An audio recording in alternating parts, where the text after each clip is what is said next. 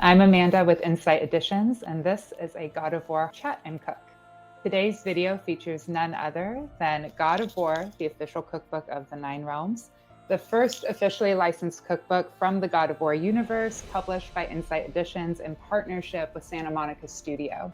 I'm so stoked to be joined in conversation today by Sam Handrick and Göksu Ur from the Santa Monica Studio game development team, along with Victoria Rosenthal, a longtime Insight Editions author who has brought her magic once again as contributor. I'm Victoria Rosenthal. I am the cookbook author behind this. I did most of it.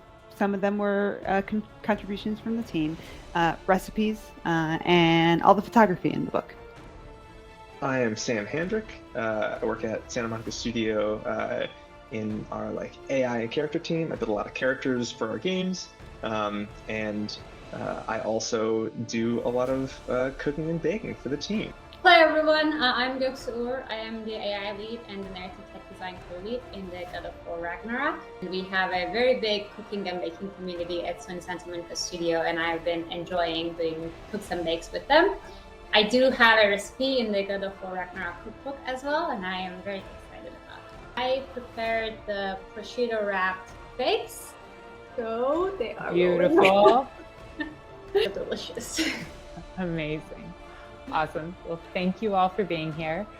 While we dive into some of the more unexpected elements in this cookbook that is so much more than your typical cookbook, Victoria is here with her setup to show us the cookbook in action. I am going to be making the shaved Brussels sprout salad. It's a nice, simple salad to put together. You could put most of it together ahead of time. Just the only thing I will note is don't put the dressing on until you're going to serve it. Good to know. You don't want it too soggy. You don't want a soggy salad. Nobody wants a soggy salad. Let's get started. All right. So we know that this cookbook is really a true companion to the game series. It's part cookbook with recipes, part lore book, and part art book with a lot of Iris Compiet's beautiful, beautiful original illustrations of the characters, locations in this game.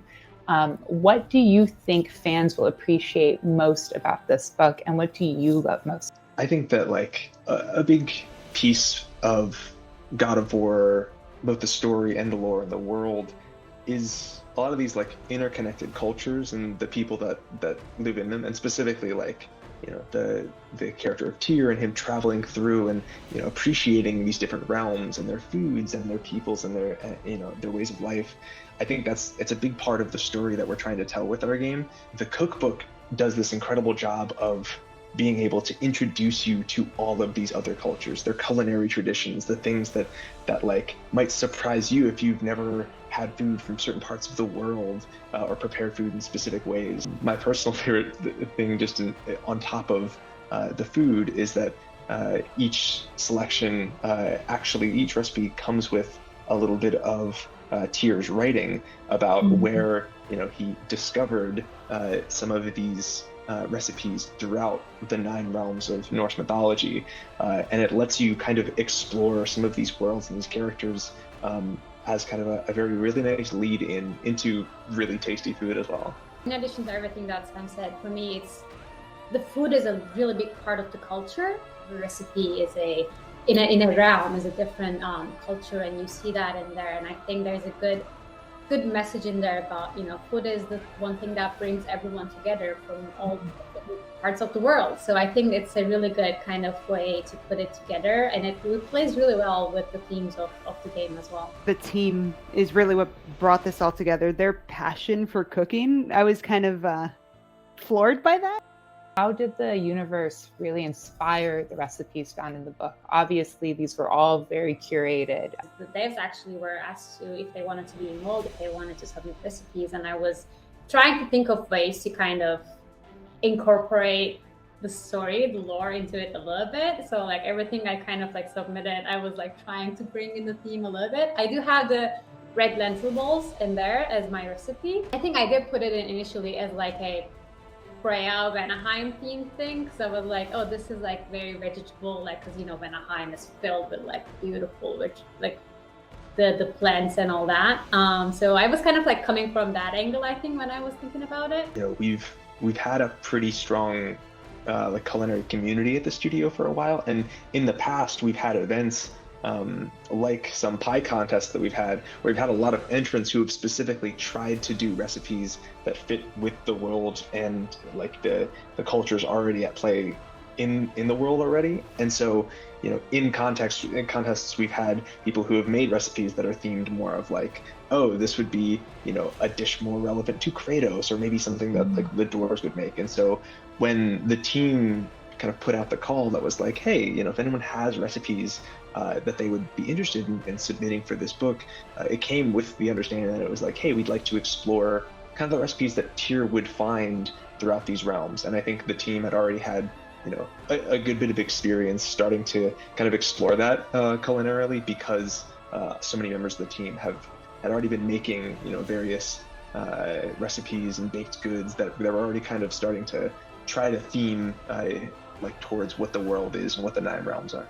But a lot of it came down to trying to understand sort of where each character is coming from. And so, you know, someone like Kratos is, you know, he on the surface has a bit more of kind of a shallow approach to a lot of the things that he goes into. So you'd think maybe his culinary pursuits could be kind of limited, but you know, Kratos comes from Greece, which is a culture of you know, a lot of these really rich recipes and culinary traditions.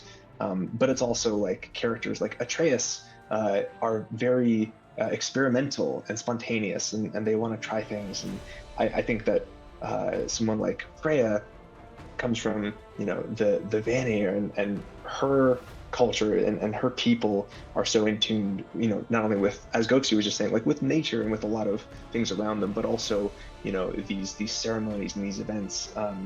And I think starting to understand that about those characters was a good starting place to start kind of thinking about, you know, where would these be coming from, not only just from these main characters, but also from some of these cultures, like, you know, the dwarves and what they find important. You know, the dwarves want something that really has a kick, that can feel, you know, strong, and the elves from Alfheim, you know, have kind of their own distinct like culinary interests, and the way that they experiment with different flavors and spices and things. And I think that was definitely the first big step, was starting to kind of pick apart what are these characters and these peoples, you know, kind of at their root, and what would they find interesting from these culinary traditions.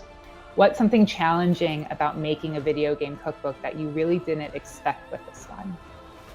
This was the first time, the actual first project that I had to tell and said, hey, do you think we could pull a lore author into this to help me? And that's when Rick came in, and he did an amazing job. I'm happy I made that decision now, looking at the end result. So yeah, that was a whole new experience for me. Like, it was a complication we didn't expect, but I think the end result is perfect. I think from a fan's perspective, you know, something that really resonates with me, and what I think a lot of people will get from this book, is how much of a clear passion project it was from top to bottom through your game development team. I know that Eric Williams, the game director, is a huge champion of this book and was one of the main drivers in bringing this to the world. And when you have that kind of endorsement, it's just, you know, so meaningful, because it really shows how invested the game developers are in creating more and more content adjacent to the game itself, to just bring the love of the universe to players, both in and outside of gameplay. I think for me, like with video games and this sort of like interactive entertainment mediums, when you give people this new world, you give them the lore, the story, the people, and you get so like into it. And if you have that kind of a lore and you play these games, like you feel like one of the characters in that environment, you kind of want to dive more into it. You want more content. I think cookbooks are kind of that, and they're kind of a way to bring yourself into that. You know, you cook a recipe from a cookbook, from a game, you kind of become a part of it. You know, it gives you the chance to create something in that world.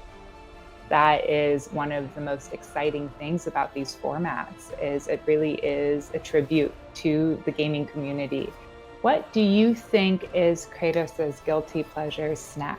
I think that one that he's been missing dearly in his his time in the Nine Realms has been some olives. I feel like he definitely has a sweet spot, I think, for just some easy snacking back from his homeland, and they don't grow as well up in those northern lands, and I think that would, well, you know, where he can find them, I think he'd be all about them. But I feel like it has to be something like a baklava or something, you know, that will give him the sugar rush, feel that rage meter, and get him going on on the enemies. This cookbook is truly one of a kind. I'm so thrilled we can offer the God of War community such a cool way to engage with the lore and characters that we all love.